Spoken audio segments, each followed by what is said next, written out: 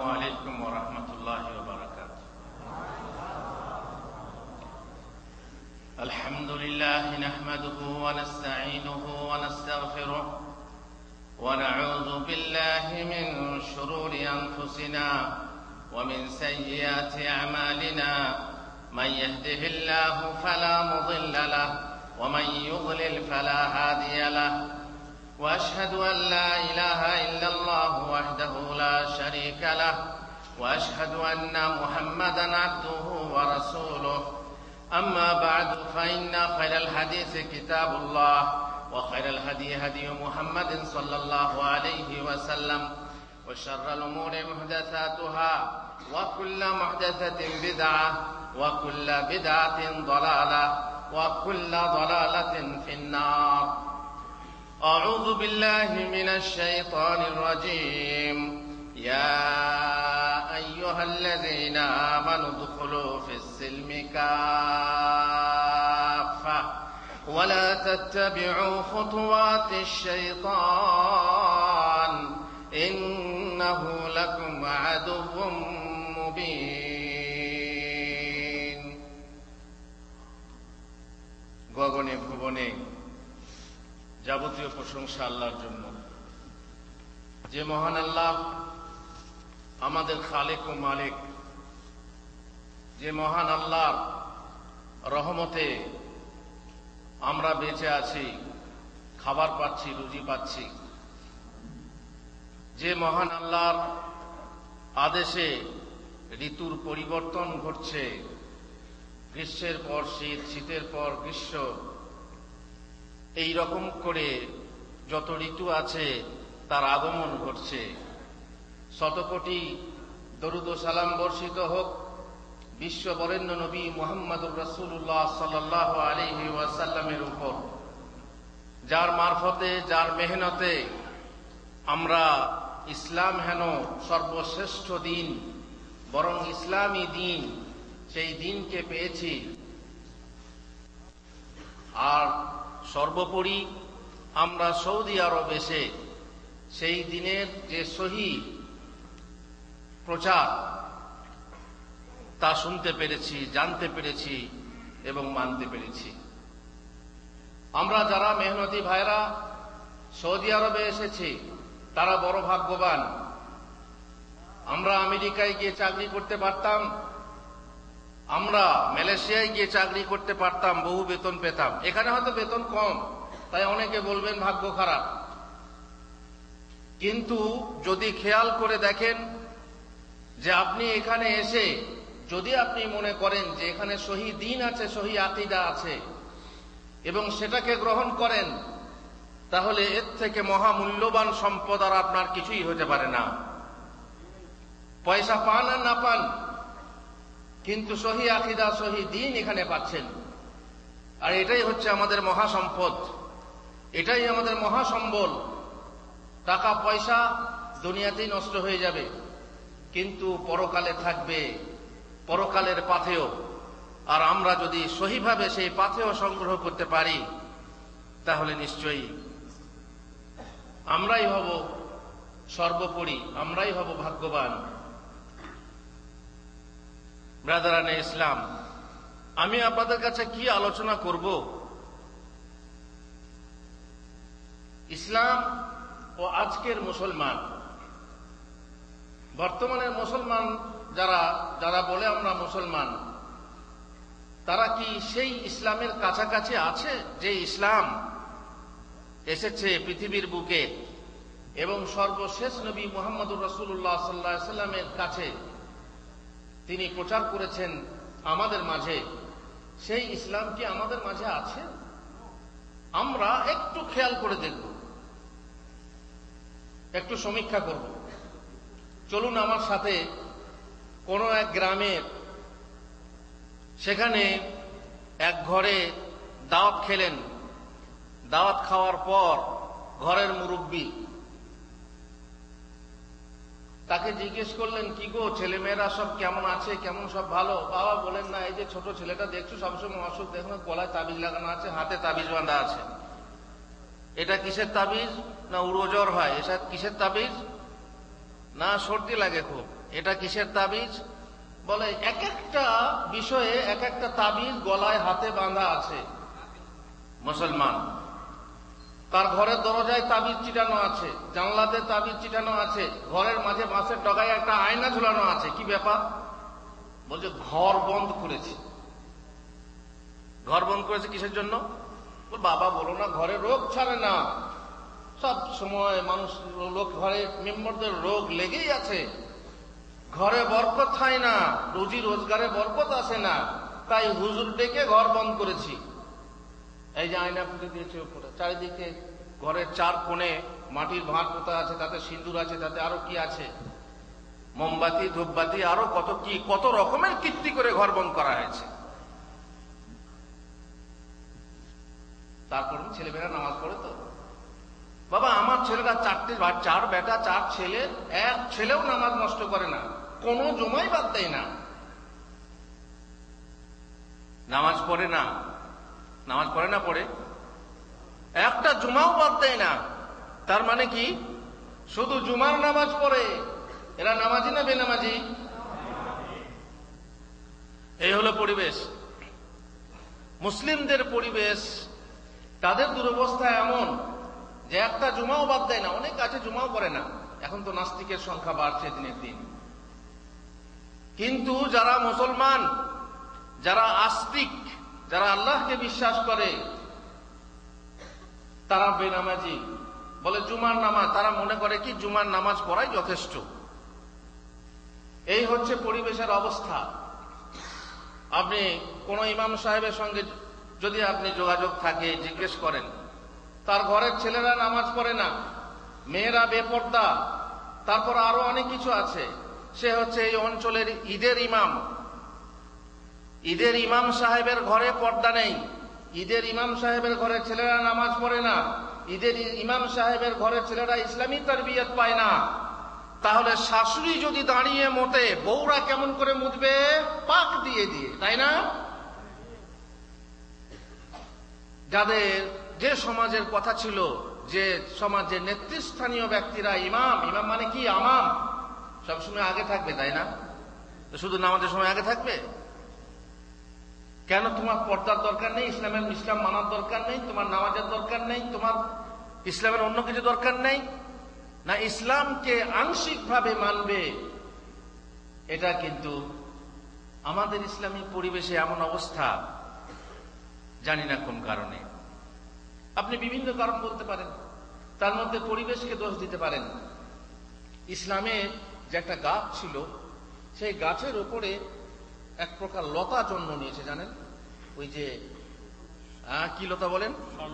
স্বর্ণলতা বা আলোক লতা, যেটা সূর্যের আলোতে তারা খাবার পায়। ওই গাছ থেকেই খাবার সংগ্রহ করে, গাছ থেকে গাছের রক্ত কি করে শোষণ করে, দিয়ে গাছটাকে আস্তে আস্তে কি করে দেয়? গাছটাকে নষ্ট করে দেয়, তাকে ফুলে ফলে সুশোভিত হতে দেয় না, সুন্দর হয়ে সেই গাছকে বাড়তে দেয় না। পরিবেশ আমাদেরকে এমন করেছে, আমাদের সাংস্কৃতিক অবস্থা, আমাদের রাজনৈতিক অবস্থা, আমাদের অর্থনৈতিক অবস্থা, আর এই পরিবেশে থেকে আমরা ওই আলোকলতার নিচে প্রদমিত হয়ে গেছি, প্রশমিত হয়ে গেছি। আমরা আমাদের আর ফুল ফল প্রকাশ করতে পারছি না। মুসলিমরা মানসিক আগ্রাসনের শিকার হয়েছে। আমি একটা পরীক্ষা নেব আপনাদের কাছ থেকে, ইসলামের অবস্থা, মুসলমানদের অবস্থা। মুসলমান কাকে বলে? মুসলিম কাকে বলে? যে ইসলামকে মেনে চলে। ইসলামকে মেনে চলে মানে ইসলামের মোট যে বিষয় আছে, মোটামুটির উপরে যে মূল বিষয় আছে কটা? 5টা। এই 5টা বিষয়কে সবাই ঠিকমতো মেনে চলে না চলে না? তাহলে তো বুঝতে পারবেন মুসলমানদের পরিবেশ। প্রথম রুকন কি? লা ইলাহা, আশহাদু আল্লা ইলাহা ইল্লাল্লাহ। ঠিক আছে, কিছু বলতে হবে না। কালেমা যে লা ইলাহা ইল্লাল্লাহ, সঠিক অর্থটা যদি জিজ্ঞেস করি, কজন মানুষ বলতে পারবে? যদি মানুষ কালেমা বলে আর কলেমার অর্থ না জানে, ইসলামে সে প্রবেশ করবে? তোতা পাখির বুলি আউড়ে সে ইসলামে প্রবেশ করতে পারবে না। কালেমার মানেটাই জানে না, এতে অনেক ফেল হয়ে অধিকাংশ মানুষ 90 বেশি মানুষ ফেল হয়ে যাবে। তারপরে দ্বিতীয় রুকুন কি? আর নামাজের অবস্থাটা বুঝলেন না, একটা জমাও বাদ দেয় না।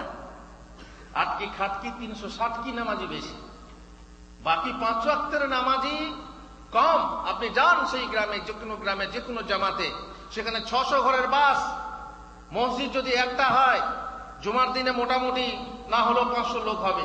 কিন্তু ওয়াক্তগুলো দেখুন, ওয়াক্তের যে নামাজ, সেই নামাজগুলো আপনি দেখুন, জোহর আসরে মাগরিবে দেখুন কটা জমা হয়, কটা লোক নামাজি হয়।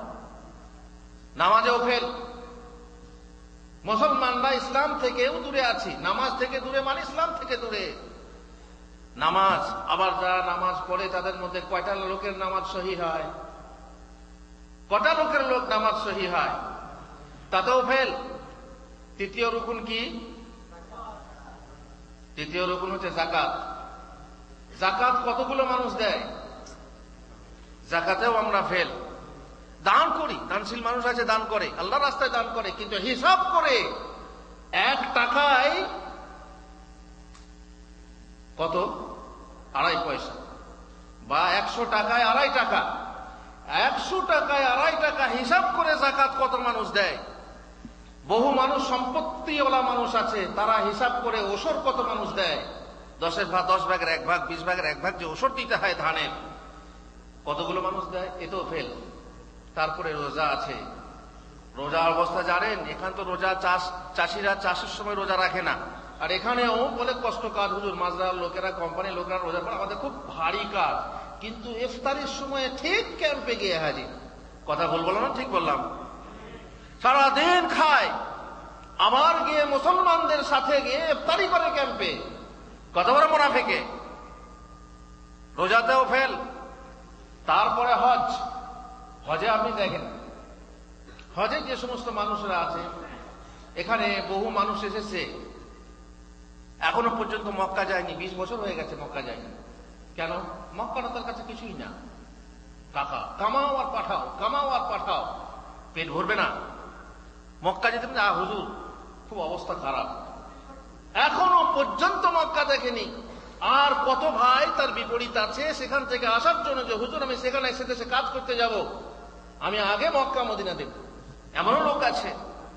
কিন্তু এমনও লোক আছে যে এখনো পর্যন্ত মক্কা দেখেনি, এখানে এসে সে আর হজ করতে পারেনি। হজের ময়দানে যদি আপনি পরীক্ষা করেন মুসলমানরা ইসলাম থেকে কত দূরে আছে।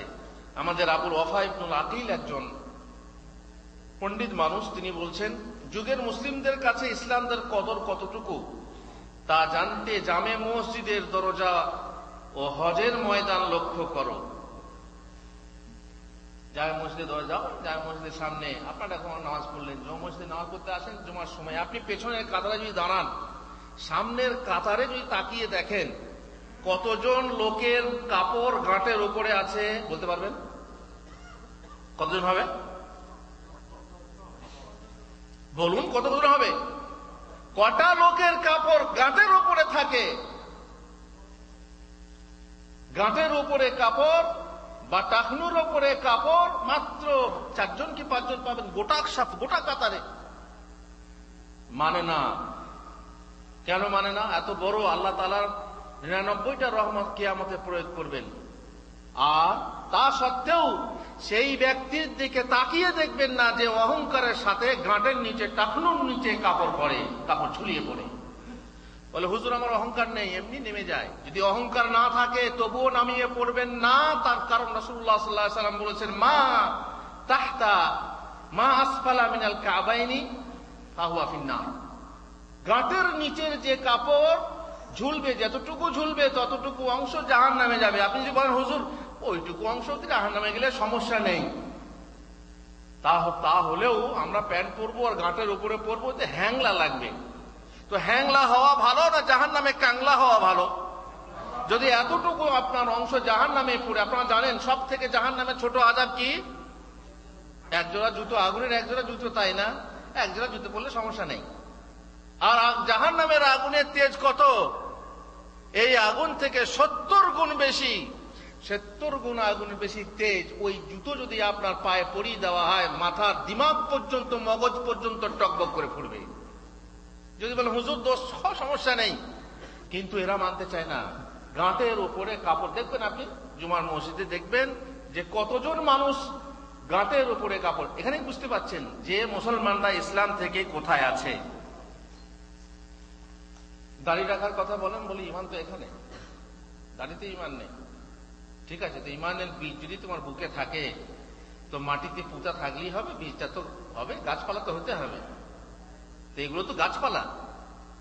বল না ইমান এখানে, মানলাম ইমান এখানে, যদি এখানে না থাকে তো কোনো লাভ নেই, কিন্তু তার গাছপালা দেখাও, ফুল ফল দেখাও, এখানেও আপনি বুঝতে পারবেন আমরা ইসলাম থেকে কোথায় আছি। হজের কথা বললেন উনি, হজের আপনি একটা জিনিস লক্ষ্য করেন, আপনারা জানেন আর রাকবু কাসীর ওয়াল হজ্জু কালিল, প্রচুর মানুষ হজ করতে যায়, লক্ষ লক্ষ, প্রায় 40-45 লাখ মানুষ হজ করতে যায় এক এক বছরে।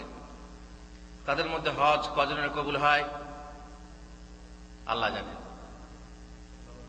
আপনি যদি দেখেন যে সেই মানুষরা যারা হজ করতে গেছে, যদি আপনি টিভিতে দেখেন, নিজে নাও যান, টিভিতে যদি দেখেন, তো দেখবেন মিনাতে, আরাফাতে অধিকাংশ মানুষের কান খোলা না ঢাকা, অধিকাংশ হাজির কান খোলা না ঢাকা, আরাফাতে মিনাতে খোলা। এই ডান কানটা খোলা আছে মিনাতে আরাফাতে, ডান কান মিনা আরাফাতে খোলা থাকবে। কখন খোলা থাকবে? কোন তাওয়াফে? সব তাওয়াফে? কোন তাওয়াফে? প্রথম তাওয়াফে, আগমনী তাওয়াফে, তাওয়াফুল কুদুমে বা উমরার তাওয়াফে। তারপরে ঢাকো। অনেকে কান খুলেই নামাজ, ওই সঙ্গে সঙ্গে নামাজ পড়ে, 5 ওয়াক্তের নামাজ পড়ে, কান খুলে খুলে নামাজ পড়ে। এরা কত বড় মিসকিন। এখান থেকে আপনি আন্দাজ করেন যে আমরা ইসলাম থেকে কত দূরে আছি। ইসলামকে আমরা ঠিক মতো মানতে পারছি না। আসুন ইমানের কথায় আসুন। ইমানের রুকন কয়টা? 6টা, তাই না? প্রথম রুকন কি? আমানতু বিল্লাহ, আল্লাহু আকবার, আল্লাহর প্রতি ঈমান আনলাম। আল্লাহ কি জিনিস? আল্লাহ কাকে বলে? এক জায়গায় গেলাম, সেখানে ছাত্রছাত্রীরা পড়ছিল এক গ্রামে। সেখানে বলছে হুজুর আমি তো ছাত্রছাত্রীকে ভালো ভালো ট্রেনিং দিচ্ছি, পড়াচ্ছি, একবার পরীক্ষা নিয়ে দেখুন। ঠিক আছে, তুমি একটা কেরাত শোনাও। কেরাত শোনালো। তারপরে বললাম ঠিক আছে, আল্লাহুম্মা বায়িদ বাইনি শোনাও। তো বলছে আল্লাহ। শেষকালে বলছে বিসালজি ওয়াল বারদি। বারদি মানে কি? ওই যে সালজি মানে আমার বরফ দিয়ে আমার গোনা ধুয়ে দাও। তো বারদি দিয়ে তো গোনা ধোয়া হয় না। গোনা কি বারদি দিয়ে ধোয়া হয়? বারাত দিয়ে ধোয়া হয়। তো বলছে বারদি। বেশ, যাই হোক, তাহলে আমি তোমাদের একটা ইমানের পরীক্ষা নিই। আল্লাহকে চেনো? বলছে হ্যাঁ চিনি। বলো তো আল্লাহ কোথায় আছে? আল্লাহ কোথায় আছেন বলো। তো ছেলে মেয়েরা চুপ থেকে গেল, বলতেই পারলো না। শেষকালে হুজুর বলছে এই বল না আল্লাহ সব জায়গায় আছে। বলছে বল না আল্লাহ সব জায়গায় আছে। কে বলছেন? হুজুর, ইমাম সাহেব। ওই যে বললাম না, শাশুড়ি যদি দাঁড়িয়ে মতে, তাহলে বউরা কি করবে? পাক দিয়ে দিয়ে উঠবে। মেন খুঁটি যেখানে, সেখানেই আমাদের আলো নেই। যে আলো ছড়াবে তার মাঝেই আলো নেই। যে সর্ষে দিয়ে ভূত তাড়বেন, সেই সর্ষেতেই ভূত গেড়ে বসে আছে। আলেম ওলামাদের মাঝে যদি সেই সচেতনতা না থাকে, তাহলে আপনি কাকে দিয়ে আলো দেবেন? এখন আপনাদের মাঝে পরীক্ষা নিয়ে আপনারা বললেন আল্লাহ কোথায় আছেন? আরশে আছেন। এমন মানুষ আছে যারা বলবে আল্লাহ সব জায়গায় আছে, ঠিক না ভুল? অনেকে বলবে আল্লাহ সব জায়গায় আছে। আরে আল্লাহ সব জায়গায় নেই, আল্লাহ দৃষ্টি সব জায়গায় আছে, আল্লাহর জ্ঞান সব জায়গায় আছে। অনেক মানুষ বলবে। অবশ্যই এই তো আপনারা সৌদি আরবে এসে ইসলামী সেন্টারগুলো থেকে শিখেছেন। দেশের কোন সভাতে যদি জিজ্ঞেস করা হয়, তো 100% মানুষই বলবে আল্লাহ সব জায়গায় আছে। অথবা বলবে আল্লাহ হৃদয়ে আছে, আল্লাহ কলবে আছেন। আল্লাহ কলবে থাকবেন কেন? তাহলে কতগুলো আল্লাহ? নাকি যত কল্লা তত আল্লাহ? আল্লাহ তাআলা কলবে আছেন মানে আল্লাহর জিকির আমাদের কলবে থাকবে। আল্লাহর জিকির, আল্লাহর স্মরণ আমাদের থাকবে। এইভাবে বহু মানুষ ফেল করবে আস্তে আস্তে। আবার একটা প্রশ্ন করেন আল্লাহ সম্পর্কে, আমানতু বিল্লাহ, আল্লাহ সাকার না নিরাকার? আকার আছে না নেই? আল্লাহর আকার আছে? আর দেশে কি করেছেন? আল্লাহ নিরাকার, তাই না? আল্লাহ নিরাকার। আল্লাহর আকার আছে, তার প্রমাণ কি? আল্লাহর আকার আছে, তার প্রমাণ দিয়ে আপনাকে বলতে হবে যে যে জিনিসকে দেখা যায় না তা নিরাকার, আর যে জিনিস দেখা যায় তা সাকার। আল্লাহকে দেখা যায় না? যায় না? আল্লাহকে দেখা যায়? দেখেছ আল্লাহকে? দেখা যাবে, তাই না? দুনিয়াতে দেখা অসম্ভব। অবশ্য যদি মারফতি মার্কা পীর সাহেব হন তো দেখতে পারবেন, আল্লাহকে দেখতে পারবেন। বরং আল্লাহ আপনার সঙ্গে ডাইরেক্ট এসে কথা বলবে। সব মিথ্যা কথা, ভুয়া কথা। কিয়ামত, মৃত্যুর আগে আল্লাহকে দেখা যাবে না, আখিরাত ছাড়া আল্লাহকে দেখা যাবে না, তাই না? জান্নাতের সব থেকে বড় সুখ হলো আল্লাহর দিদার, আল্লাহর দর্শন। তাহলে নিশ্চয়ই আল্লাহকে দেখা যাবে। যা দেখা যাবে তার আকার আছে, তবে সেই আকার কেমন কেউ জানে না। মুহাম্মদ রাসূলুল্লাহ সাল্লাল্লাহু আলাইহি ওয়াসাল্লাম বলছেন, রাআইতু রাব্বি ফি আহসানি সূরা। আল্লাহর নবী সাল্লাল্লাহু আলাইহি ওয়াসাল্লাম স্বপ্নে দেখেছিলেন, আমি আমার রব, আমি আমার প্রতিপালককে সবচেয়ে সুন্দর আকারে দর্শন করেছি। তাহলে নিরাকার কথাটা ভুল, কিন্তু অধিকাংশ মানুষ এতে ফেসে আছে। আমানতু বিল্লাতেই ফেল। তারপরে এক এক করে আমানতু বিল্লাহি ওয়া মালাইকাতিহি ওয়া কুতুবিহি ওয়া রুসুলিহি ওয়াল ইয়াউমিল আখিরি ওয়াল কদরি খাইরিহি ওয়া শাররিহি। আল্লাহু আকবার।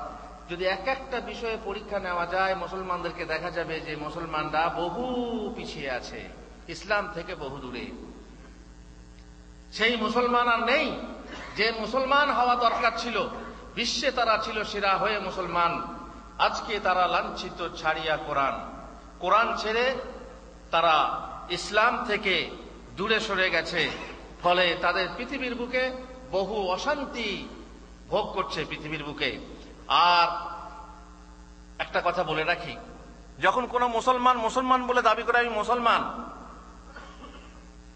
সে দাবি করে আমি মুসলমান, খাঁটি মুসলমান, কিন্তু পরীক্ষা নিলে, যেমন আপনি একটা দোকান, কাপড়ের দোকান আছে, আব্দুল সামাদ ভাইয়ের কাপড়ের দোকান আছে, সেখানে লেখা আছে এখানে যাবতীয় বস্ত্র সুলভ মূল্যে পাওয়া যায়।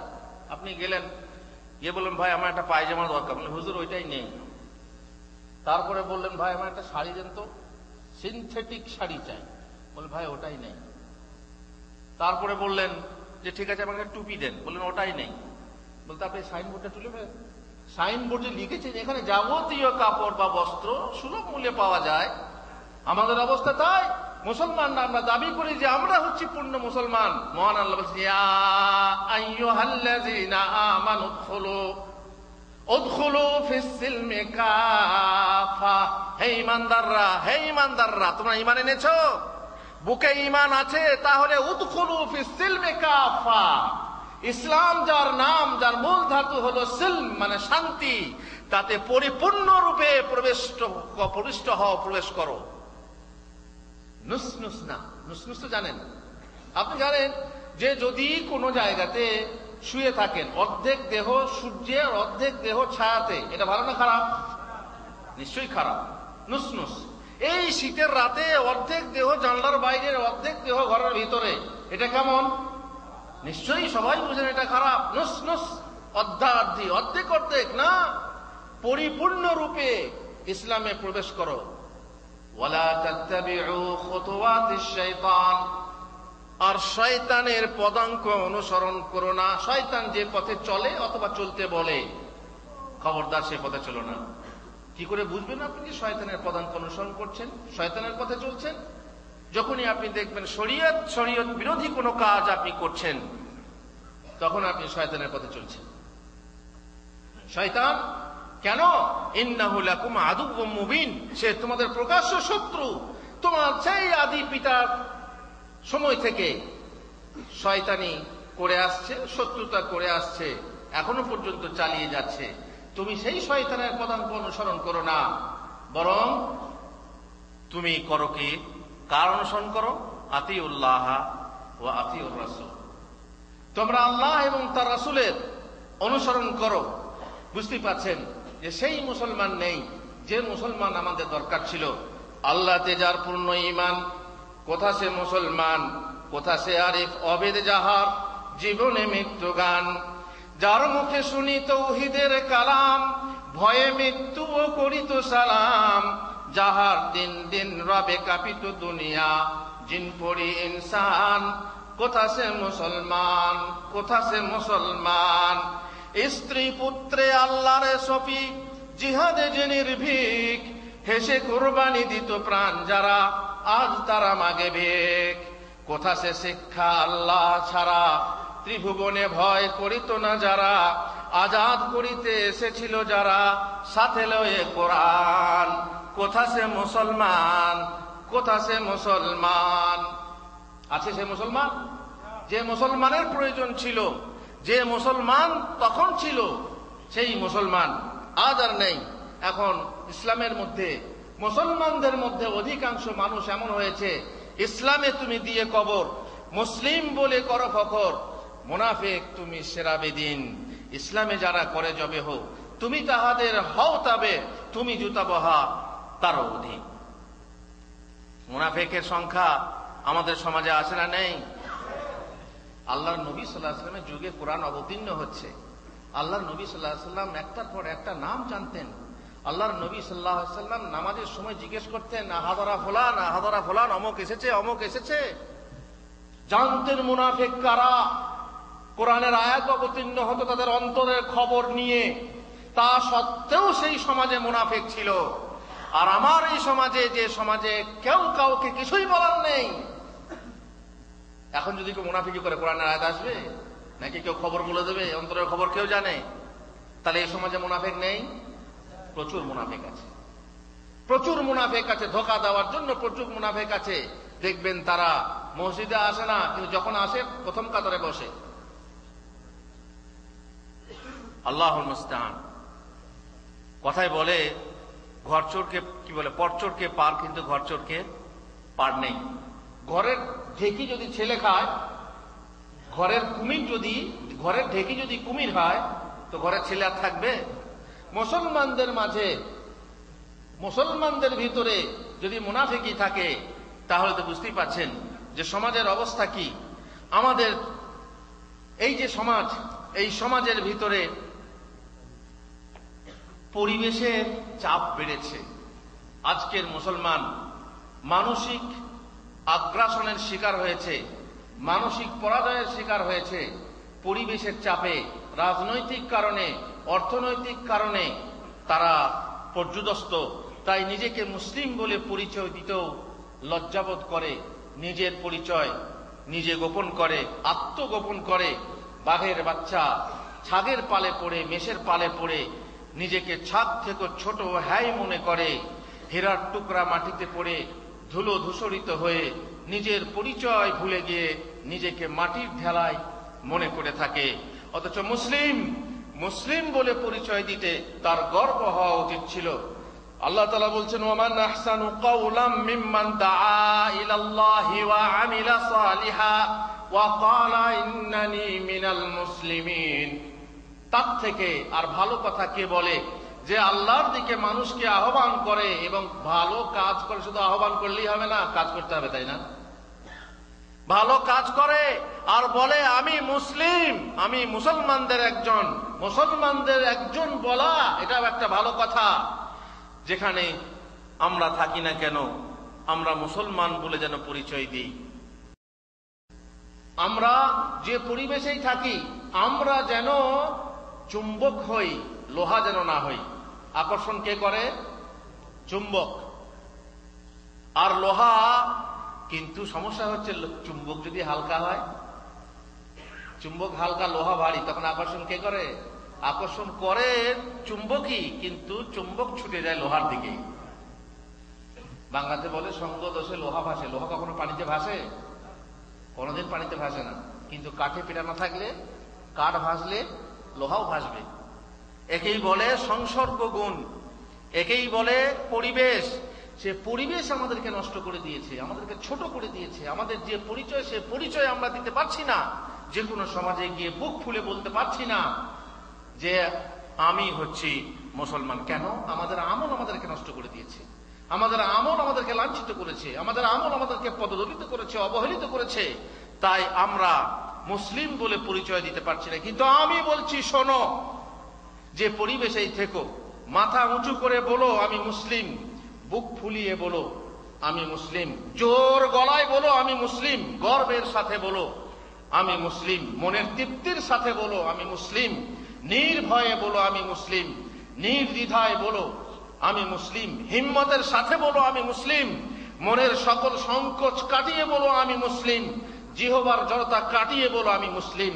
আমি সেই সত্তার নিকট আত্মসমর্পণকারী মুসলিম, যিনি বিশ্বজাহানের সৃজনকর্তা ও দয়াময় পালনকর্তা। মুসলমান মুমিন হতে হলে পরিপূর্ণরূপে হতে হবে আল্লাহর আহ্বান, উদখুলু ফিস সিলমি কাফা। মুমিন কখন হবেন, মুসলিম কখন হবেন? আপনারা জানেন, যদি বলেন হুজুর এক কাপ চা খান, এই চাটা কি জিনিস দিয়ে তৈরি? চা শুধু একটা জিনিস, চিনিকে বলা হয় না, চায়ের পাতিকে বলা হয় না, পানিকে বলা হয়?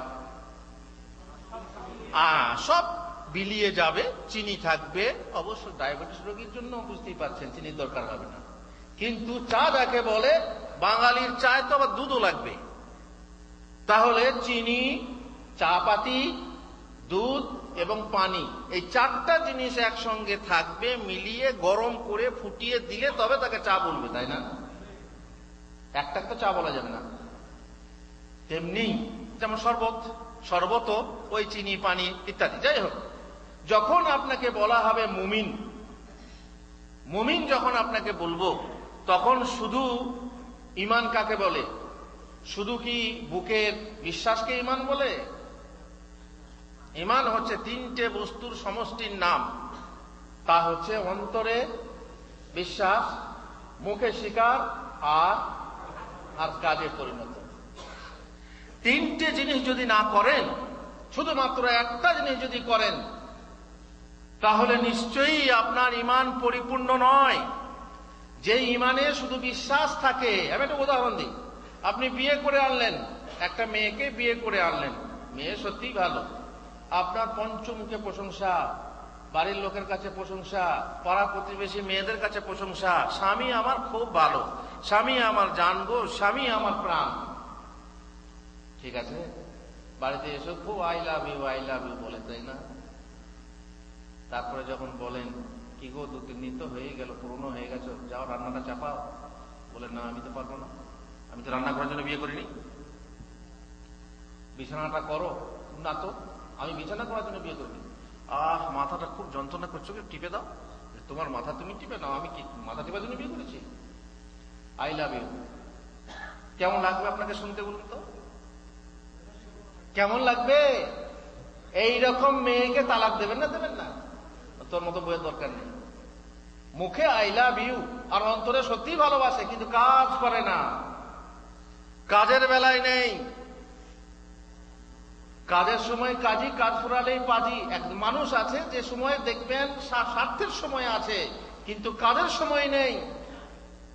এমন মেয়েকে যখন আপনি বউ করতে পারেন না, তখন এমন ঈমান, যে ঈমানে আপনার বিশ্বাস আছে, ভক্তি আছে, কিন্তু কাজ নেই, সে ঈমান আপনাকে জান্নাতে নিয়ে যেতে পারবে না।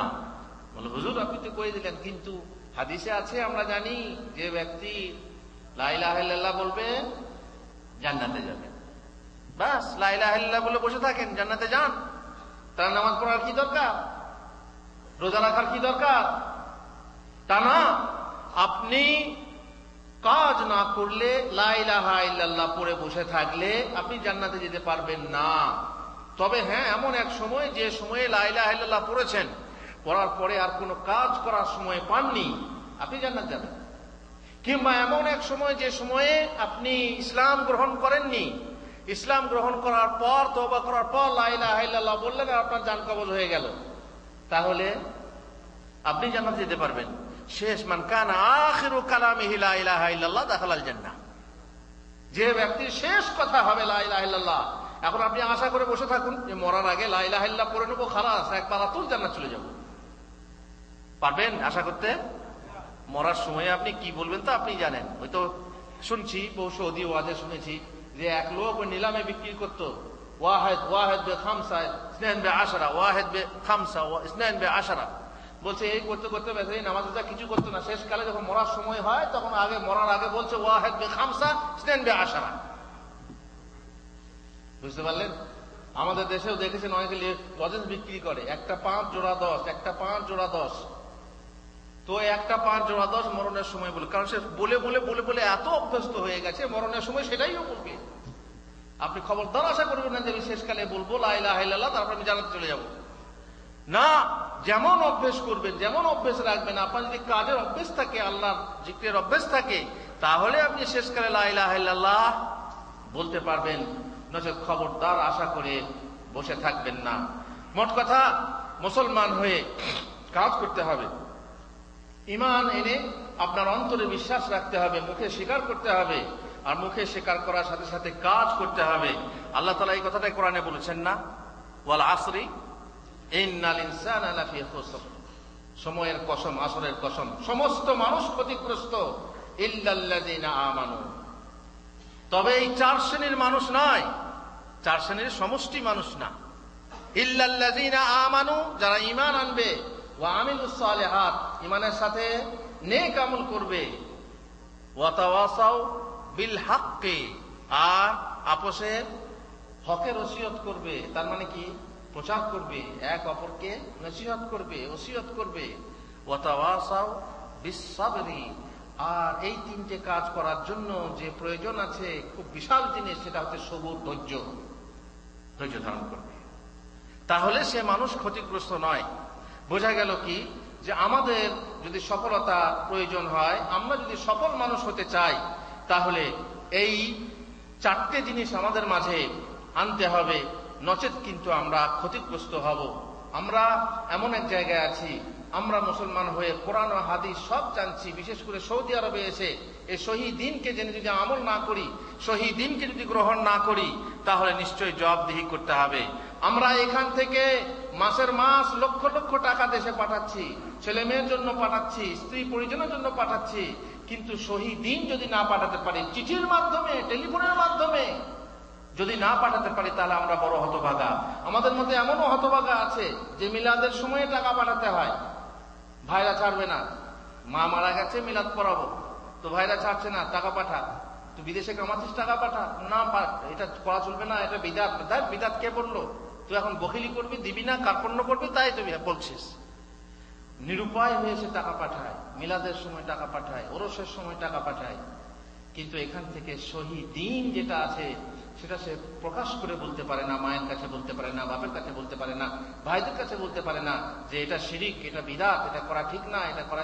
যাই হোক, এখন সমস্যা হচ্ছে কি, যে কিছু মানুষ আছে যারা সৌদি আরবের দুশমন, সৌদি আরবের সহিহ দ্বীন আছে বলে তারা সৌদি আরবের বদনাম করে রেখেছে, তাদের হুজুররা বদনাম করে তাদের কানে তালা ঝুলিয়ে রেখেছে, বলেছে ওয়াহাবি। ওরা কি? ওরা ওয়াহাবি। ওয়াহাবি কিস চিড়িয়া কার নাম হ্যাঁ? সর্বনাশ, ওয়াহাবি কাফের। ওয়াহাবি হচ্ছে কাফের, ওদের কথা শোনো না, ওদের বই পড়ো না, এটা ভারী মুশকিল। এই কথা বলে আপনার কানে তালা ঝুলিয়ে দিয়েছে। ফলে এমনও হতভাগা আছে যারা এদের টাকা তো নেয়, এদের টাকাটা বড় মিষ্টি, কিন্তু এদের ইসলামটা সহি না। এরা মনে করে এদের কাছে টাকা কামাও, ইসলাম কামাবে না। ইসলাম সম্পর্কে বড় দুঃখের বিষয়, জামিয়া ইসলামিয়াতে, মদিনা ইউনিভার্সিটিতে সেখানকার ছাত্র, কুল্লিয়াতুশ শরিয়ার ছাত্র, বাংলাদেশ বাড়ি এসে বলছে, হুজুর আপনার বাড়ি ইন্ডিয়া? জি হ্যাঁ। তো সৌদি আরবের মুসলমানরা নাকি ওয়াহাবি, কেন আপনি জানেন না? বলছে না, আমাদের বড় হুজুর বললেন মদিনা যাচ্ছ যাও, কিন্তু সেখানকার দিন খবরদার গ্রহণ করো না, তাদের ওয়াহাবি, ওদের মযহাব গ্রহণ করো না। মদিনা ইউনিভার্সিটির ছাত্র, সেই ছাত্র পাশ করে গিয়ে বাংলাদেশে বড় মাদানি হয়ে, আমিও মাদানি, মদিনা এসি রুমে বসে ওরা বক্তৃতা করছে। ভাইজান, এসি রুমে বসে বক্তৃতা করি আর না করি, এসি রুমে বসে করি অথবা রৌদ্রে বসে করি, যেটা বলছি সেটা দেখতে হবে, নাহলে এসি রুম দেখতে হবে আর রোদ দেখতে হবে।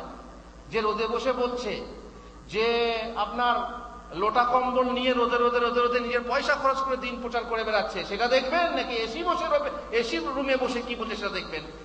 যেটা বলছে সেটা দেখবেন নাকি মানুষ দেখবেন? আপনি দেখেন যেটা বলা হচ্ছে সেটা সঠিক কিনা, আমি বেতনভোগী, আমি বেতন নিয়ে কাজ করি, নাকি আমি নিজের পয়সায় প্রচার করি বা দিন প্রচার করি, এটা দেখার বিষয় না। আপনি দেখবেন যে আমার মুখ থেকে কি বের হচ্ছে, সহিহ জিনিস বের হচ্ছে কিনা, সহিহ আকীদা বের হচ্ছে কিনা, কোরআন এবং সহিহ হাদিস বের হচ্ছে কিনা, তাহলে আপনি গ্রহণ করুন।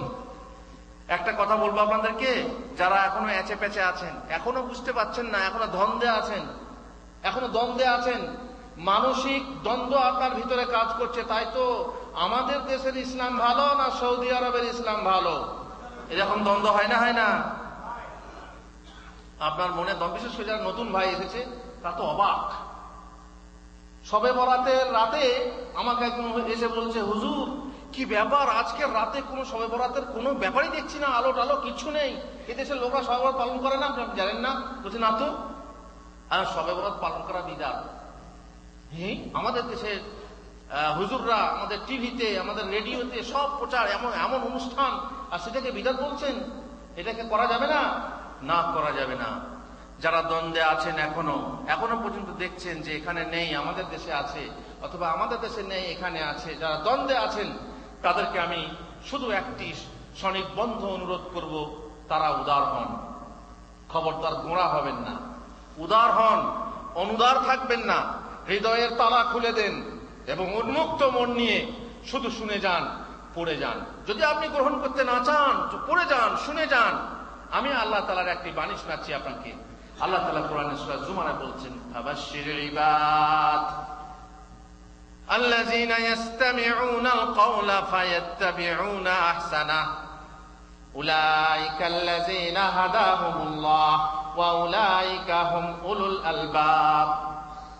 আমার বান্দাদেরকে সুসংবাদ শুনিয়ে দাও, আমার বান্দাদেরকে সুসংবাদ শুনিয়ে দাও, ওই বান্দাদেরকে যারা ইসতামিউনাল কওলা, কথা শুনে এবং মনোযোগ সহকারে শুনে, ফায়াত্তাবিউনা আহসানা, তার মধ্যে যেটা ভালো, আহসান মানে কি?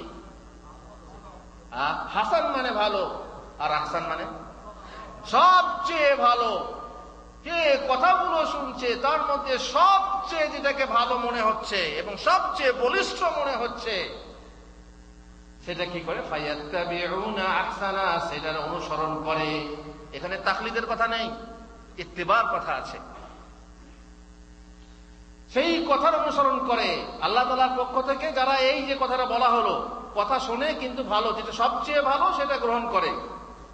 এদের সার্টিফিকেট দুটো, আল্লাহ তাআলা দুটো সার্টিফিকেট দিয়েছেন। উলাইকাল্লাযীনা হাদাহুমুল্লাহ, আল্লাহ তাদেরকে হিদায়াত করেন, তাদেরকে এই পথ দেখান, আর তারাই সৎ পথ পায়। যদি সে চায় সৎ পথ পেতে, তারাই সৎ পথ পায়। ওয়া উলাইকা হুম উলুল আলবাব। আর দ্বিতীয় সার্টিফিকেট হচ্ছে তারা হচ্ছে জ্ঞানী মানুষ। জ্ঞানী, যদি তুমি আল্লাহর কাছে জ্ঞানী হতে চাও, যদি বলো যে আমি জ্ঞানী মানুষ, আমি অজ্ঞানী নই, আমি মূর্খ নই, আমি বোকা নই, তাহলে জ্ঞানী হওয়ার জন্য শর্ত হলো কি? মনকে উদার করতে হবে, এবং যখন যেখানে যে কথা শুনবে তার মধ্যে সবচেয়ে ভালো কথা অমুক হুজুরের কথা, তমুক হুজুরের কথা নয়, এই হুজুরদের কথার মাঝে যে কথা সব থেকে আপনাকে ভালো মনে হয়, আপনার জ্ঞানটাকে কাজে লাগান। ইস্তাফতি কালবাক ওয়া ইন আফতাকাল মাফতুন। তুমি তোমার হৃদয়কে জিজ্ঞেস করো, তোমার হৃদয়কে ফতোয়া জিজ্ঞেস করো, যদিও বহু মুফতিরা ফতোয়া দিয়েছে। তোমার জ্ঞান বলে একটা জিনিস আছে, সেই জ্ঞানটাকে কাজে লাগাও। যদি জ্ঞানী হতে চাও তাহলে আল্লাহর এই প্রেসক্রিপশন মেনে নাও, আল্লাহ তাআলার এই ডিসিশন মেনে নাও, আল্লাহ তাআলার এই ফয়সালা মেনে নাও। কি? যে যখন কথা শুনবে কিন্তু ফায়াত্তাবিউনা আহসানা, তার মধ্যে সবচেয়ে যেটা সুন্দর সেটার অনুসরণ করবে। ভাই, এখানে এসেছেন, এমন এক জায়গায় আছেন যেখানে থেকে সহি ইসলামকে জানা যায়, সেখানে যদি আপনি গ্রহণ না করেন, আমল না করেন, তাহলে জানবেন যে আপনি একজন মরা মানুষ, মৃত মানুষ। কবি নজরুল বলেছেন, শক্তি সিন্ধু মাঝে রহি হায়, শক্তি পেল না যে, মরিবার বহু পূর্বে জানিও, মরিয়া গিয়াছে সে। শক্তি সিন্ধুর মাঝে এসেছেন, সেই সিন্ধুর মিষ্টি পানি আপনার নৌকার সাথে আছে, অথচ আপনি পানি পানি করে চিল্লাচ্ছেন, ওয়াটার করে মারা যাচ্ছেন। এটা সত্যিই আপনি মরার পূর্বেই মারা গেছেন। আপনার বেঁচে থাকা না থাকা বরাবর। মরা মানুষ শক্তি সিন্ধুতে থেকে পানির উপরে বসে পানি পানি চিল্লাচ্ছ, এটা খুব কঠিন, খুবই খারাপ। ফল পাইয়াছ পাওনি করস, হাইরে ফলের ঝুড়ি, লক্ষ বছর ঝর্ণায় ডুবি রস পায় না কোনুরি। ফল ফল মাথায় করে বয়ে বেড়াচ্ছেন, ফলের ঝুড়ি, ফল পেয়েছে ফলের রস পায়নি। একটা পাথর দেখবেন যেখানে ওই যে শাল্লাল গুলো থাকে, ওগুলো কি বলে, ঝর্ণা যেখানে ঠিক করা থাকে, সেখানে নিচে পাথর ডুবে থাকে। সেই পাথর লক্ষ বছর ডুবে আছে, কিংবা সমুদ্র তীরে কিংবা নদীতে পাথর ডুবে আছে, কিন্তু পানির রস যদি না পায় তাহলে সত্যিই বড় আফসোসের, আক্ষেপের কথা। আপনারা এমন এক জায়গায় আছেন যেখানে এত সুন্দর ব্যবস্থা, মাশাআল্লাহ, আপনি যান বড় বড় কোম্পানিতে যান, কোম্পানি, হ্যাঁ কি ব্যাপার আপনারা আমাদের দর্শে আসেন না কেন হুজুর? কেউ বলবে কাফিল খারাপ, কোম্পানি খারাপ, যেতে দেয় না, সময় নেই। আর সময় হয় না হুজুর, কখন যাবো, সারাদিন মেহনত করে আসি, তারপরে গোসল টোসল করে রান্না বান্না করে খেতে হয়, হুজুর সময় হয় না, হুজুর সময় হয় না, সময় নেই। তারপরের দিন গেলাম, তাস ভাঙছেন, তাস খেলছেন, কিংবা 500 চ্যানেলের রিমোট, আল্লাহু আকবার, এই চ্যানেল ও চ্যানেল, একে ঘুরতে ঘুরতে কোথায় কোথায় কি দেখছেন, কি দেখেন জানেন সবাই। মানুষের মন হচ্ছে ইন্নান নাফসা লাআম্মারাতুম বিসসু, খারাপের দিকে ধাবিত হয়। যখন তাস খেলছেন, ক্যারমবোর্ড খেলছেন, টিভি দেখছেন, তখন গিয়ে বলছি কি ভাই এসব কেন করছেন? কি করব হুজুর, বিদেশে এসেছি, সময় কাটে না। কাল কি বললেন? সময় নেই। আর আজকে আপনি বলছেন এত সময় আছে, এত সময় আছে। যেমন বন্যার পানি জমে গেছে, পানি কাটে না, তেমনি এত সময় আছে যে সময় কাটে না। তাই টিভি দেখে কাটাচ্ছি, তাই তাস খেলে কাটাচ্ছি, তাই ক্যারমবোর্ড খেলে কাটাচ্ছি। লজ্জা লাগে না? এমন দ্বিমুখী কথা বলতে লজ্জা লাগে না? মানুষকে বুঝাতে পারবে, হুজুরকে বুঝিয়ে দেবে, কিন্তু রব্বুল আলামিনকে বুঝাতে পারবে না। মুখে মিথ্যা কথা বললে মুখে মোহর মেরে দেওয়া হবে। আর কথা বলবে কে? আপনার হাত কথা বলবে, আপনার পা কথা বলবে, আপনার চামড়া কথা বলবে, সমস্ত কথা, সত্য কথা খুলে বলে দেবে, তখন কোনো জবাব পাবেন না। সুতরাং আপনাদেরকে বারবার বলছি, সৌভাগ্যবান আপনারা। যদিও আপনার বেতন আমি জানি, কারো বেতন আছে 250 রিয়াল, আল্লাহুল মুস্তাআন। 250 রিয়াল বেতন, কি করবে সে? টেলিফোনে খরচ করবে না বইয়ের জন্য পাঠাবে, তাও আবার জমি বন্ধক, অমক তমক বিভিন্ন ব্যাপার আছে। তবুও আপনি ভাগ্যবান। আমি ভাগ্যবান কেন বলছি? যে ভাই টাকা পয়সা দুদিনের মধ্যে চলে যাবে, কিন্তু যে জিনিস আপনার সঙ্গে, আপনার রাসূলুল্লাহ সাল্লাল্লাহু আলাইহি ওয়াসাল্লাম বলেছেন, যখন কোনো মানুষ মারা যায় তখন তার পিছনে পিছনে কয়টা জিনিস যায়? 3টে। কি কি? তিনটে জিনিস কি কি? আহলুহু ওয়া মালুহু ওয়া আমালু, তাই না? তার পরিবার পরিজন, ছেলে মেয়ে কাঁদতে কাঁদতে যায়। কবরে দাফন করার পর যা দোয়া যা করলো, যা জানতো তাই করত। তারপর তাকে দাফন করে ফিরে আসে। কে ফিরে আসে? আহলুহু ওয়া মালুহু, তার আহাল ফিরে আসে, পরিজন, যে আপনার ছেলে বা ভাই যেই হোক ফিরে এলো। আর মাল, মাল বলতে যেটুকু মাল গিয়েছিল কবর পর্যন্ত, ওই যে গোলাম, চাকর বাকর, কিংবা আপনার কোন জিনিস, ঘরের গাড়ি বা যাই হোক, যা কিছু গিয়েছিল সব ফিরে ঘরে ঢুকবে। আর আসল মাল তো আছে, জমি সম্পত্তি, সে তো ভাগ করার জন্য মারামারি করছে। আপনার ছোট বেটা দেখুন ব্যাংকে ছুটে গেছে, ব্যাংক থেকে টাকা, বাপের টাকা তাড়াতাড়ি আগে বের করে নেবে, এরকম ঘটনা ঘটেছে। বাপ মারা গেছে, বাপ পড়ে আছে, ও ব্যাংকে ছুটেছে যাতে করে টাকাটা ফাঁকি না যায়। আহলুহু ওয়া মালুহু ফিরে আসবে, সঙ্গে কে থাকবে? আমল থাকবে।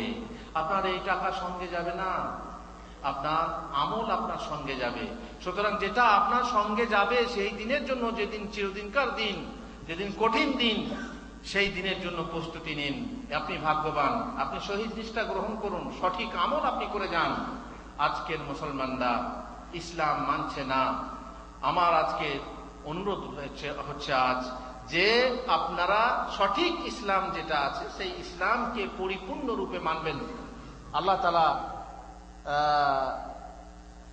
যেন আমাদেরকে তৌফিক দেন। আল্লাহ তাআলা যেহেতু বলছেন, ইয়া আইয়ুহাল্লাযীনা আমানু দুখুলু ফিস-সিলমি কাফা, হে ঈমানদাররা তোমরা পরিপূর্ণ রূপে ইসলামে প্রবেশ করে যাও। আমল সম্পর্কে কাল কিয়ামতে জিজ্ঞাসা করা হবে।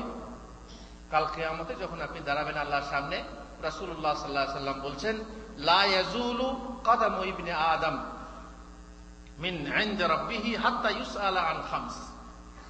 কোন মানুষের, আদম সন্তানের পা হিলবে না কাল আল্লাহর সামনে থেকে যতক্ষণ না তাকে 5টা বিষয়ে প্রশ্ন করা হয়েছে। এই 5টা বিষয় কি কি? তার বয়স 60, 70, 80, 90 বছর যে বয়স দেওয়া হয়েছিল, আন উমরিহি ফিমা আফনা, এই বয়সটা তুমি কিসে ক্ষয় করেছো? আর এই বয়সটার মধ্যে একটা বসন্তকাল ছিল, একটা শক্তি সম্পন্ন সময়কাল ছিল, একটা আবেগময় সময়কাল ছিল। সেই সময়টা হচ্ছে পুরো সময়ের সুন্দর জিনিস। এটা কি? যৌবনকাল। যৌবন বসন্ত সময় সুখময় বটে, দিনে দিনে উভয়ের পরিণাম ঘটে, কিন্তু পুনঃ বসন্তের হয় আগমন, ফিরে না কবু ফিরে না যৌবন। এই যৌবনকাল, বসন্তকাল, এই যৌবনকাল তুমি কিসে কিভাবে ব্যয় করেছো? কিভাবে ব্যয় করেছো? যৌবনকালে যৌবনের উন্মাদনায় তুমি নিজের হাত ব্যবহার করে তো যৌবন নষ্ট করছো না, তুমি নোংরা ছবি দেখে তো যৌবন নষ্ট করছো না। তোমার এই যৌবন কালকে তুমি অন্য কিছু ভাবে, অবৈধভাবে নষ্ট করছো না তো? যেখানে আল্লাহ তাআলা বলেছেন যে নিজের স্ত্রী অথবা কৃতদাসী ছাড়া অন্যের কাছে জায়েজ না। যৌবন সম্পর্কে জিজ্ঞাসা করা হবে, কিসে ক্ষয় করেছো, কিসে ব্যয় করেছো? ওয়া আন মালিহি, তার মাল, আপনার মাল সম্পর্কে জিজ্ঞাসা করা হবে, আমার মাল সম্পর্কে জিজ্ঞাসা করা হবে। কি? মিন আইনা কাসাবাহু ওয়া ফিমা আনফাকা, কি উপায়ে উপার্জন করেছো আর কোথায় ব্যয় করেছো? বহু মানুষ আছে যারা তাগুতের পথে মাল ব্যয় করে, শয়তানের পথে মাল ব্যয় করে, বহু কোটি কোটি টাকা ব্যয় করে আপনার এমন কারণে, যে কারণ হচ্ছে কুফরি। কিন্তু বহু মানুষ আছেন যারা কোটি কোটি টাকা ব্যয় করেন, তারা ইসলামের জন্য ব্যয় করেন, ইসলামের উন্নতির জন্য ব্যয় করেন, আল্লাহর কালেমাকে উঁচু করার জন্য ব্যয় করেন। দুটোর মধ্যে বিরাট পার্থক্য আছে। আল্লাহ প্রশ্ন করবেন, তুমি তোমার মাল কিভাবে কামিয়েছিলে? হালাল উপায়ে না হারাম উপায়ে? চুরি চামারি করে, ডাকাতি করে, 2 নম্বরি করে, ফাঁকি দিয়ে, মানুষকে ধোকা দিয়ে কামিয়েছিলে, না সহজ সরল পথে কামিয়েছিলে, সহজ পথে হালাল পথে কামিয়েছিলে? আর ঠিক তেমনি ব্যয় করেছিলে কোন পথে? আর ওয়ামাযা আমিলা ফিমা আলিম, এটা আমাদের কথা, যে কথা আমরা আলোচনা করছিলাম। যে কথা তোমরা শিখলে, যে কথা তোমরা শুনলে, যে ইলম তোমরা সঞ্চয় করলে, সেটাতে তোমরা কি আমল করেছিলে? আমল সম্পর্কে কাল কিয়ামতে প্রশ্ন করা হবে, আমল করতে হবে। ইন্নাল্লাহা লা ইয়ানজুরু ইলা সুওয়ারিকুম ওয়া আমওয়ালিকুম ওয়ালাকিন ইয়ানজুরু ইলা কুলুবিকুম ওয়া আমালিকুম। আল্লাহ তাআলা তোমাদের আকৃতি প্রকৃতির দিকে তাকান না, তোমাদের মাল ধনের দিকে তাকান না, বরং তিনি দেখেন তোমাদের হৃদয়ের দিকে আর তোমাদের আমলের দিকে। তোমাদের হৃদয় কেমন? আমল করলেও আবার হয় না, অনেক সময় মন যদি না থাকে হৃদয়ের সাথে, আমলের সাথে যদি হৃদয় না থাকে, কোনো কাজে দেয় না। ইন্নামাল আমালু বিন্নিয়াত। লোক দেখানোর জন্য আপনি ইসলামের জন্য খরচ করলেন, কাজ হবে না। আল্লাহ তাআলা আমাদের অন্তর দেখেন, আর সেই সাথে অন্তরের সাথে আমাদের আমল দেখেন। এই জন্য আমাদেরকে আমল করে যেতে হবে। আর রাসূলুল্লাহ সাল্লাল্লাহু আলাইহি ওয়াসাল্লাম বলছেন, ওয়ামান বাত্তা বিহি আমালুহু লাম ইসরি বিহি নাসাবু। যদি আপনি কোনো উচ্চ বংশের লোক হন, খুব উঁচু বংশের ছেলে হন, সেই বংশ আল্লাহর কাছে কোনো কাজে দেবে না, কবরে কোনো কাজে দেবে না। আপনার কাফনের উপরে যদি বড় পীর, পিরানে পীর আব্দুল কাদের জিলানীর সাজারানামা লিখে দেওয়া হয়, অনেকে লিখে দেয়, তাই না? কোনো কাজে দেবে? মুনকির নাকির ফেরেশতা এসে আব্দুল কাদের জিলানীর নাম দেখি ভয়ে পালাবে, তাই না? পালাবে? হ্যাঁ, কোনো কাজে দেবে না। বংশের যদি আপনি আব্দুল কাদের জিলানীর ছেলে হন, বরং যদি নবীর ছেলে হন, তবুও কবরে কোনো কাজ দেবে? কোনো কাজে দেবে না। কি কাজ দেবে? আমল। আর আমল হচ্ছে সহি ঈমান যুক্ত আমল। যে কোনো আমল আল্লাহর কাছে গৃহীত না, যদি আপনার ঈমান সহি থাকে তবেই আপনার আমল গৃহীত। সুতরাং সেই সহি আমল আপনাকে তৈরি করতে হবে বা আপনাকে পাথেয় সংগ্রহ করতে হবে, তবেই কাল পরকালে কাজে দেবে। মুসলিম সমাজের অধিকাংশ মানুষের আমল নেই বলেই ইসলামের পূর্ণরূপ মলিন হয়ে আছে। আমল নেই দেখেই আফসোস করে উর্দু কবি বলেছেন, ইসলাম দার কিতাব ও মুসলিম দার গো। তার মানে যেটা কবি নজরুল বলেছিলেন, ইসলাম কিতাবে শুধু মুসলিম গোরস্থান। ইসলাম কোথায় আছে? কিতাবে আছে, তার মানে বাস্তবে নেই। আর মুসলিম কোথায় আছে? কবরে আছে। তার মানে কি? তার মানে যারা আসল মুসলমান তারা এই সাহাবী তাবী তারা কি হয়েছেন? মারা গেছেন। বাস্তব জগতে আর পাওয়া যায় না। মুসলমানদের এই অবস্থা দেখে, যেহেতু মুসলমানদের মাঝে ইসলাম নেই, সেহেতু আমরা আমাদের পরিবেশের কারণে বহু অমুসলমানকে মুসলিম বা ইসলাম থেকে দূরে সরিয়ে দিচ্ছি। আমি আপনাদের সামনে দুটো কথা বলবো, দুটো ঘটনা বলবো। আমার ওস্তাদ বা হতে পারে এনাদের কারো ওস্তাদ, যিনি মদিনা ইউনিভার্সিটির শিক্ষক, একজন নও মুসলিম, তিনি যখন ইসলাম গ্রহণ করেন তখন তার বাড়ির লোক তাকে মাঝে বসিয়ে ৩-৪ জন তাদের ধর্মীয় পণ্ডিতদেরকে নিয়ে এসে, ধর্মগুরুদেরকে নিয়ে এসে বিভিন্ন জেরা করে, কেন তুমি মুসলমান হলে? বললো, আমার ইচ্ছায় মুসলমান হয়েছে। আর আমাদের আইন অনুযায়ী কেউ যদি স্বেচ্ছায় মুসলমান হয় কিংবা অন্য ধর্ম গ্রহণ করে, কারো কিছু বলার নেই, না বাপের আর না অন্য কারো। তো ঠিক আছে, তোমার যদি ধর্মান্তরিত হওয়ারই ইচ্ছা ছিল, ধর্ম যদি পরিবর্তনই করতে, তো মুসলমান কেন? মুসলমানদের অবস্থা দেখছো না? কোর্টে যাও, সেখানে ভিড় ওরাই লাগিয়ে আছে। নোংরা যে কোনো নোংরা, যাত্রাতে যাও, থিয়েটারে যাও, সিনেমায় যাও, সব মুসলমান, আর সব নোংরা কাজে মুসলমানরা জড়িত। তো মুসলমান কেন হতে গেলে চুরিতে, চামারিতে, ডাকাতিতে, মারামারিতে, খনাগুড়িতে সারা বিশ্বে আজ কাদের মধ্যে বেশি দাঙ্গা চলছে, যুদ্ধ চলছে? মুসলমানদের মাঝে। আরে এরাই হচ্ছে পৃথিবীর সর্বনিকৃষ্ট, তো মুসলমান কেন হতে গেলে?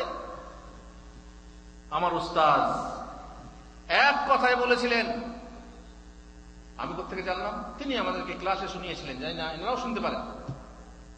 বলেছিলেন যে আমি মুসলমানদেরকে দেখে ইসলাম গ্রহণ করিনি, আমি ইসলামকে দেখে ইসলাম গ্রহণ করেছি। মুসলমানদের যে অবস্থা হবে হোক, যদি কেউ না মানে, পার্টির মধ্যে যদি কয়েকটা লোক খারাপ হয়, গোটা পার্টি খারাপ হয়ে যাবে। সংগঠনের মাঝে 2-4টা লোক যদি খারাপ হয়, তো গোটা সংগঠনের বদনাম হবে না, এটা হতে পারে না। বাস, সব লাজবাব। মুসলমান হয়ে তিনি পড়াশোনা করলেন, তারপরে এখানে এলেন, তারপরে এখন মদিনা ইউনিভার্সিটির টিচার। আর একটা ঘটনা বলি, আর একজনের নাম আমি করছি না, তিনি ইসলামের সম্পর্কে অনেক রিসার্চ করেছিলেন এবং ইসলামকে ভালো বলে জানতেন। তাকে প্রশ্ন করা হলো যে আপনি ইসলাম সম্পর্কে এত লেখালেখি করছেন, তার সপক্ষে বলছেন, তো আপনি ইসলাম গ্রহণ করেন না কেন, মুসলমান হন না কেন? বড় একজন জ্ঞানী মানুষ, পণ্ডিত মানুষ, তিনি বললেন, আমি পিপাসায় ছিলাম, আমার হৃদয়ে পিপাসা ছিল যে আমি ঠান্ডা পানির অপেক্ষায় ছিলাম, খুঁজছিলাম কোথায় আমি ঠান্ডা পানি পাবো। খুঁজতে খুঁজতে সত্যিই আমি এক কাজল জলা দিঘির সন্ধান পেলাম। তার পানি সত্যিই স্বচ্ছ,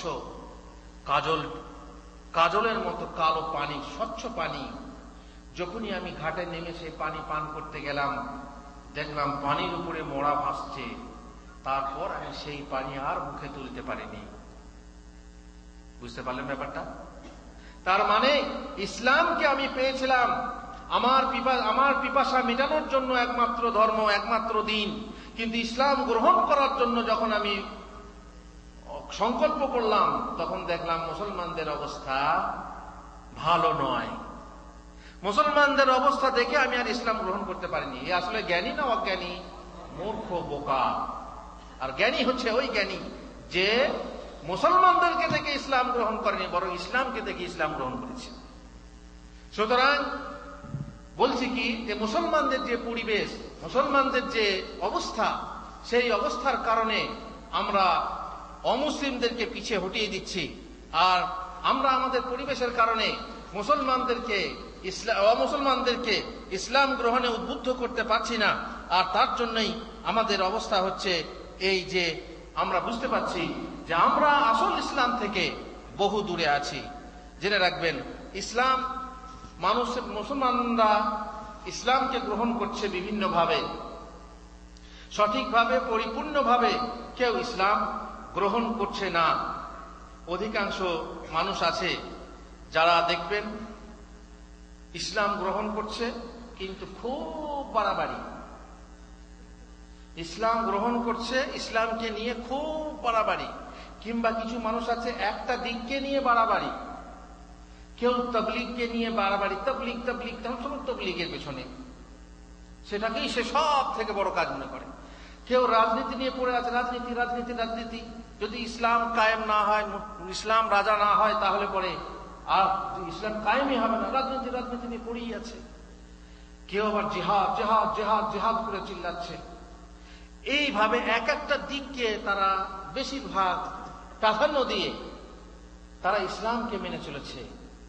কিন্তু আমরা বলবো কি, যে ইসলামে সবকিছু আছে, কিন্তু ইসলামে আছে মধ্যম পন্থা। দিনকে মধ্যম ভাবে মানতে হবে, কোনো বিষয়ে বাড়াবাড়ি করলে হবে না। ইয়াকুম ওয়াল গুলু, তোমরা দিনের ব্যাপারে বাড়াবাড়ি করা থেকে দূরে থাকো। কেন? ফাইন্নামা আহলাকা মান কানা ক্বাবলাকুম আল গুলু ফিদ্দিন, তারা এই দিন ব্যাপারে বাড়াবাড়ি করেছিল, বাড়াবাড়ি করার ফলে তারা ধ্বংস হয়েছিল। বাড়াবাড়ি করো না, মধ্যম পন্থা ভাবে তোমরা ইসলামকে গ্রহণ করো। আর কিছু মানুষ আছে যারা স্বার্থের সময় ধর্মকে বা দ্বীনকে গ্রহণ করে। ওয়া মিনান নাসি মান ইয়াবুদুল্লাহ আলা হারফ ফাইন আসাবাহু খায়রুন ইতমাআন্না বিহি ওয়া ইন আসাবাতহু ফিতনাতুন ইনকালাবা আলা ওয়াজহি খাসিরাত দুনিয়া ওয়াল আখিরাহ। দেখবেন সে স্বার্থের সময় আছে, সুখের সময় আছে, কিন্তু দুঃখের সময়ে নেই। স্বস্তির সময় আছে ইসলাম, আমি আছি, কষ্টের সময়ে নেই। আপনারা শুনেছেন যে কিছু লোক উহুদ যুদ্ধের দিনে হালুয়া বানিয়ে খায়, খেয়েছেন না পারা হালুয়া বানিয়ে? কেন না, এই দিনে মা ফাতেমা হালুয়া বানিয়ে আল্লাহর নবীকে খাইয়েছিলেন, কারণ আল্লাহর নবীর দান্দান মোবারক শহীদ হয়েছিল। তাই আল্লাহর নবী দান্দান মোবারক শহীদ করে হালুয়া খেয়েছিলেন, মানলাম যে হালুয়া খেয়েছিলেন। আর আপনি ঘরে বসে বসে কি করে খান হালুয়া? গোটা গোটা দাঁত নিয়ে হালুয়া খান তা না, হালুয়া খাবার বেলায় আছেন আর দাঁত ভাঙার বেলায় আপনি নেই। আন্ডা খাবার সময় আপনি আছেন, কিন্তু ডান্ডা খাওয়ার সময় মাস সালাম। ওই যে একটা গল্প আছে না, লাইলি মজনুর গল্প, এগুলো তো গল্প বলা ঠিক না, মানে কথাই কথা বেরোয়, আগুনে বাড়ায় কি। আর যদি কারো গায়ে লাগে আমি দোষ আমার কি। যাই হোক, কথা হলো কি, লাইলি প্রত্যেক দিন এক বাটি করে ক্ষীর পাঠাতো মজনুর কাছে। মজনুর চেটে চেটে খেত, খুব ভালো লাগতো। একদিন লাইলি খালি বাটি পাঠিয়েছে দাসীর মাধ্যমে, দিয়ে বলছে যে আজকে এই খালি বাটি কি ব্যাপার? বলছে আজকে লাইলি তোমার কাছ থেকে রক্ত চেয়েছে। তো মজনু বলছে, যে মজনু রক্ত দিতে পারে সে অন্য গলিতে থাকে, আমি নেই। বুঝতে পারলেন?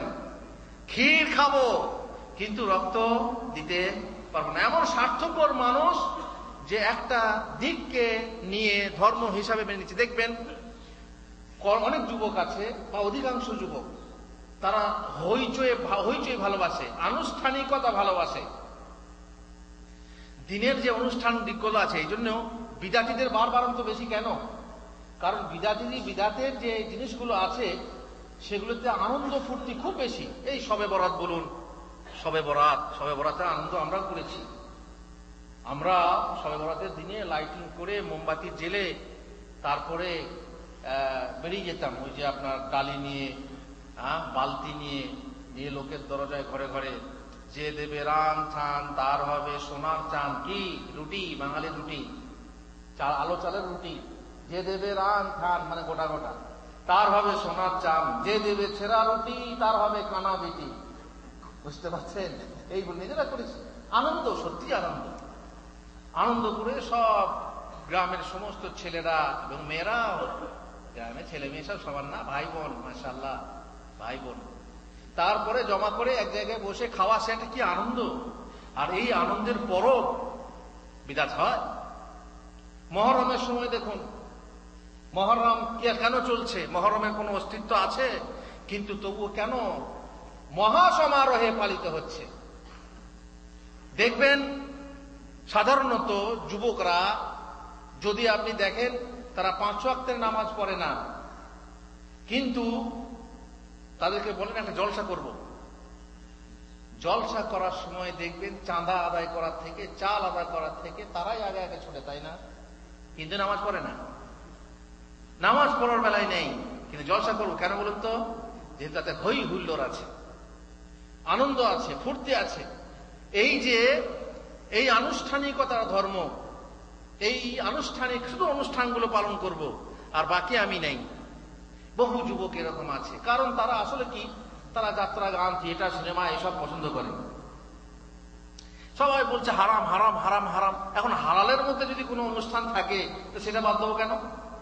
এই জন্য জলসা করার জন্য একজন বড় হুজুরকে ডেকে নিয়ে এলো, যাতে করে লোকজন বেশি হয়, তাকে কিছু টাকা পয়সা দিল, তারপর নিজেরা বাকি বুঝতেই পারছেন মুরগি বা খাসি জবাই করে বা গরু জবাই করে খাওয়ান দেয়, খাওয়ান, আর সেই খাওয়ারে নিজেরাও শরীক খায়, এতে আনন্দ লাগে, ফুর্তি লাগে। কিছু মানুষ আছে এইভাবে তারা ধর্মকে পালন করে। আমি একটি আয়াত আপনাদের কাছে বলবো, শোনাবো। সেটা হচ্ছে আল্লাহ তাআলা বলছেন, ওয়ানাদা আসহাবুন নারি আসহাবাল জান্নাতি আন নাফিদু আলাইনা মিনাল মা আও মিম্মা রাযাকাকুমুল্লাহ। জাহান্নামীরা জান্নাতীদেরকে আহ্বান করে বলবে, ওগো জান্নাতীরা, তোমরা অনেক কিছু খাবার পেয়েছো, ফলমূল থেকে নিয়ে ঠান্ডা পানি এবং অনেক কিছু পেয়েছো। তোমরা যে সমস্ত খাবার পেয়েছো আমাদেরকে কিছু বইয়ে দাও, মানে আমাদের কাছে কিছু দাও, আমরা তো না খেয়ে মরছি, গরম পানি খাচ্ছি। জান্নাতীরা বলবে, ক্বালু ইন্নাল্লাহা হাররামাহুমা আলাল কাফিরিন। বলে, ওগো জাহান্নামীরা, এই সব ফলমূল খাবার, জান্নাতের পানি আল্লাহ তাআলা কাফেরদের জন্য হারাম করেছেন, অতএব এ খাবার তোমরা পাবে না, এ পানি তোমরা পাবে না। কারা? আল্লাহ তাআলা এখানে একটি কথা বলেছেন, আল্লাযীনা ইত্তাখাযু দীনাহুম লাহওয়ান ওয়া লাইবা। যারা তাদের দিনকে খেলনার বস্তু, খেলার বস্তু বানিয়ে নিয়েছিল এবং লাহু, অসার জিনিস রূপে বানিয়ে নিয়েছিল, ধর্মকে খেলা বানিয়ে নিয়েছিল, ক্রীড়া কৌতুক বানিয়ে নিয়েছিল। আল্লাযীনা ইত্তাখাযু দীনাহুম লাহওয়ান ওয়া লাইবা ওয়া গাররাতহুমুল হায়াতুদ দুনিয়া। আর পার্থিব জীবন তাদেরকে ধোঁকায় ফেলেছিল। ফালইয়াউমা নানসাহুম কামা নাসু লিকা ইয়াউমিহিম হাযা। অতএব আজ আমি তাদেরকে ভুলে যাব, যারা এই দিনের সাক্ষাৎকে ভুলে গিয়েছিল। ওয়া মা কানু বিআয়াতিনা ইয়াজহাদুন। তারা আমার আয়াতকে, আমার নিদর্শনকে মিথ্যা মনে করত বা অস্বীকার করত। তো মোট কথা হলো কি, যে কেবল আনন্দ ও অনুষ্ঠানের ধর্ম পছন্দ করা আমাদের উচিত নয়। মুসলমান হতে হলে পরিপূর্ণরূপে মুসলমান হতে হবে। শিরিক করে আর বলে আমি মুসলমান, কুফরি করে আর বলে আমি মুসলমান, নাস্তিকের কথা বলে, নাস্তিকতার কথা বলে আর বলে আমি মুসলমান, কাফেরদের দালালি করে আর বলে আমি মুসলমান, সব ধর্ম সমান বলে আর বলে আমি মুসলমান, ধর্মবিরোধীদের দিয়ে ব্যঙ্গ বিদ্রুপ করে, ঠাট্টা করে, বলে আমি মুসলমান, কোরআন বা সহিহ হাদিসে সন্দেহ প্রকাশ করে, বলে আমি মুসলমান, বিদআত করে, ধর্ম নিয়ে ব্যবসা করে, সাহাবাকে গালি দেয়, বলে আমি মুসলমান, দুর্গার মতো দরগা পূজা করে, বলে আমি মুসলমান, দুনিয়া কামানোর উদ্দেশ্যে ইলম শিক্ষা করে, বলে আমি মুসলমান, শরঈ ইলম গোপন করে, বলে আমি মুসলমান, আর মুনাফিকীয় বিশ্বাসঘাতকতা করে, বলে আমি মুসলমান, গণকের কথা বিশ্বাস করে, বলে আমি মুসলমান, গায়রুল্লাহর নামে জবেহ করে, বলে আমি মুসলমান, গায়রুল্লাহর নামে নজর মানে, গায়রুল্লাহর নামে কসম করে, বলে আমি মুসলমান, যোগ জাদু করে, বলে আমি মুসলমান, আল্লাহর প্রতি কুধারণা রাখে, বলে আমি মুসলমান, মুসলিমদের প্রতি কুধারণা রাখে, বলে দাবি করে আমি মুসলমান, মুসলিমকে বিনা দলিলে কাফের বলে, বলে আমি মুসলমান, কাফেরকে কাফের ভাবে না, বলে আমি মুসলমান। আল্লাহ তার রাসূলের প্রতি মিথ্যা আরোপ করে, বলে আমি মুসলমান। এইভাবে বহু এমন এমন পাপ আছে যে পাপ তারা করে যায় নির্দ্বিধায়, অথচ সে মনে করে আমি আমার বাপ মুসলমান। না, আজকের মুসলমানরা আমরা ইসলাম থেকে বহু দূরে সরে আছি। আমি বলবো যে আসুন ইসলামে আরো কাছাকাছি হন, ইসলামকে ভালোরূপে জানতে শিখুন, পরিপূর্ণ রূপে মানতে শিখুন। আল্লাহ তাআলার আহ্বান হলো, ইয়া আইয়ুহাল্লাযীনা আমানু দুখুলু ফিস সিলমি কাফা, হে ঈমানদাররা তোমরা ইসলামে পরিপূর্ণ রূপে প্রবিষ্ট হও। ওয়ালা তাত্তাবিউ খুতুওয়াতিশ শাইতান, শয়তানের পদাঙ্ক অনুসরণ করো না। ইন্নাহু লাকুম আদুউম মুবিন, নিশ্চয়ই সে হলো তোমাদের প্রকাশ্য শত্রু।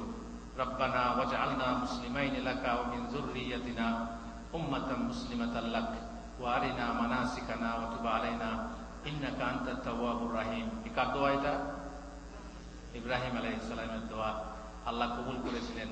আল্লাহ আমাদের কাছ থেকেও যেন কবুল করেন। রাব্বি জাআলনি মুকিমাস সালাতি ওয়া মিন যুররিয়াতি রব্বানা ওয়া তাকাব্বাল দুআ ওয়া সাল্লাল্লাহু আলা নাবিয়িনা মুহাম্মদ ওয়া আলা আলিহি ওয়া সাহবিহি আজমাইন।